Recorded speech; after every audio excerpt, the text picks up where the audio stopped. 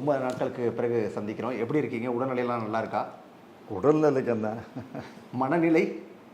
மனநிலைக்கு என்ன, மனநிலையும் இல்லை நாட்டில் உறுதியா, மனநிலையும் உறுதியா இருக்கு, உடல்நிலையும் உறுதியா இருக்கு. நாட்டில் நிறைய பிரச்சனைகள் தொடர்ந்து போயிட்டு இருக்குது. கடந்த 15 நாளாக இந்தியா பாகிஸ்தான் விவகாரம் அப்படின்னு சொல்லிட்டு பெருசாக போயிட்டுருக்கு. தொடர்ந்து அது குறித்து நிறைய கேள்விகள் எழுப்பிக்கிட்டே இருந்தீங்க.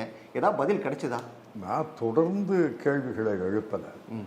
ஒரு கட்டுரையில் 7 கேள்விகளை எழுப்பினேன். இந்த சின்ன சின்ன கேள்விகளையெல்லாம் நான் எழுப்பலை. அதுக்கு ஒன்றும் பதில் கிடைக்கலையே. பதில் எதிர்பார்த்து நான் எழுதலை. ஆனால் மக்கள் மத்தியில் இந்த கேள்விகள் எழுகின்றன என்று அரசை உணர்த்துவதற்கு, எச்சரிப்பதற்காகத்தான் அந்த கேள்விகளை கேட்டேன்.